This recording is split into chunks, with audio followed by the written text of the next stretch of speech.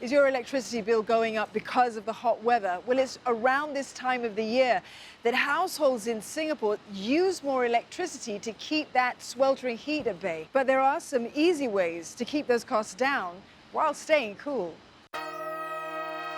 But saving energy isn't just about saving money. Jason Lee studies the heat for a living and has his own low-cost way of keeping cool indoors. Jason, you've got something that looks rather futuristic there in your hands. What is it? This is a neck cooling collar. I use it when I first enter my office every day because these days the thermostat is set at 25. Good for the environment, but I do feel a bit thermally uncomfortable the moment I step into office because I commute with bus and trains. So I did. How does it work? I put it on. Turn it on, so now there is this conduction at the back and there's wind blowing. I feel good after 10 minutes. So the same 25 degrees Celsius, which was uncomfortable 10 minutes ago, now feel much more comfortable. Then I can remove it, I turn it off, so it saves the bills and it's good for my comfort. I have to try it. So just put it straight around my neck, just like this. Okay. All right, I'm feeling it, And hands-free as well. I think I need an entire suit. That's something we are working towards. Okay. Jason, we know that heat can harm us physically, both at work and at home. We have to take care of that. But what's the economic cost of all of that heat? If you are being paid by piece, then you will work as hard as possible because every order you made, you get paid more. So again, looking from the worker's perspective, we could say, yes, you get the risk of getting heat injured, but he or she will tell you, say, if I don't work hard, there's not risk, I will be lesser paid at the end of the day. On the other hand, you have workers that are being paid per hour. And then, therefore, the productivity loss will now be imposed on the employers. Because if I last 8 hours on a given day, I will get the same amount of pay. And therefore, there will be huge presenteeism at work. So either way, there is economic implications. It depends whether it goes to the workers or to the employers. What is less talk about is how heat affects your ability to make better decisions.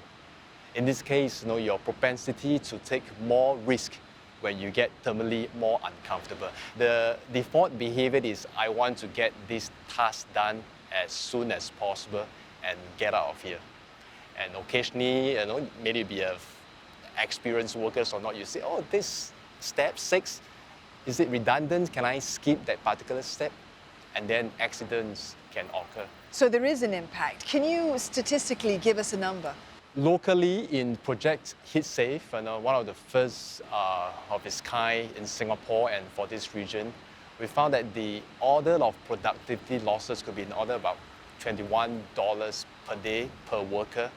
That equates to about a quarter of their salary per day. That's substantial. And if you add it out accumulatively, it will result in billions of dollars lost in our economy. Are there some simple things that we can do to bring the temperature down, both at home and at work? The solutions don't have to be complicated. We're asking for simple, scalable solutions. To date, I don't see it's fully mandated. When the workers are at rest, is there a mandatory shade with chairs for them to rest, cool fluids for them to hydrate? If you can, a couple of fans. Fans in our context can do wonder. Especially these days, it's not just about providing a solution. The solution must be scalable. Here are some other ways to keep costs down. To ensure your air conditioner is working most efficiently, start by ensuring your home is conducive to cooling. This can be as simple as ensuring the doors and windows are shut when you turn on the AC, and making better use of something found in most homes.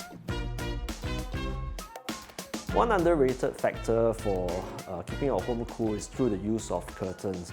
Curtains act as a very good insulator against the outside air, and this works even when you're not at home. So when you're leaving the house, close the curtains, and when you get back, your home will be a few degrees cooler than if you had left them open. So when you get back and turn on your aircon uses a lot less energy to get your home cool.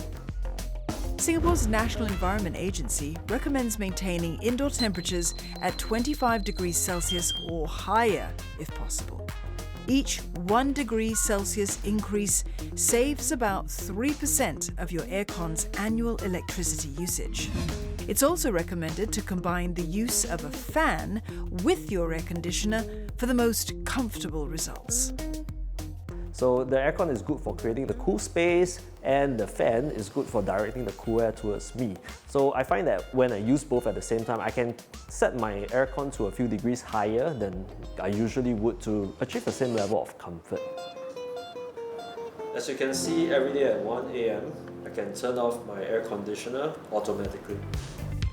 Another tip is to use the timer function to turn the AC off for a few hours after you've fallen asleep. The NEA estimates that doing this can save you close to $390 a year on electricity bills. You can also make use of tech to bring your energy bills down. This is especially true for households with members that forget to turn stuff off. We all know people like that.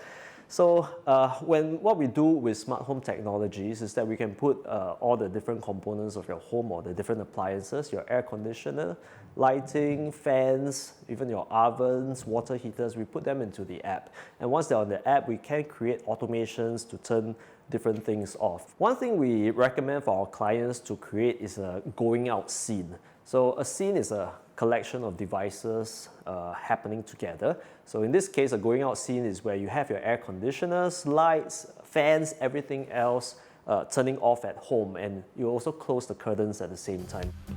One final thing to consider is that there can be a silver lining to the heat. Heat is often being positioned as a distress in most of our conversations. I think that's true if you are workers out there where you are mandated to operate for 8-10 hours there. But for the larger part of Singaporeans, let's say you are using heat, it could actually be used as a eustress in your routine exercise. In the daily exercise, what you want is a certain strain, and you repeat that strain, and then with sufficient recovery, you get stronger over time. So exercise is not about performance, it's about the quality, in this case, measured by strain. So instead of exercising for 45 minutes, an hour to reach, in this case, a certain heartbeat that's commonly known, right? And a certain, let's say, 150 beats. You could argue, use our afternoon, noon, or if you don't like noon, 10, 11 a.m., use that as an additional stressor. You probably could halve or reduce the exposure time, yet get the same benefits out of it, especially in our context where we say we have no time for exercise. Keep yourself fit to be more heat resilient. One who is more aerobically fit is also the same individuals who are more heat resilient. It's important that we don't assume that Singaporeans living in the tropics are all heat acclimatized. Hard data show most residents in Singapore stay indoor most of the time. So living in the hot environment, but with all the air-conditioned buildings, right, we are staying indoor. If you are not careful, it will be a vicious cycle. We avoid the heat, we stay indoor, decrease physical fitness, increase mental health, and then we'll ask ourselves 5-10 years from now, so why are we not more heat resilient? So it's time for us to learn how to use the heat.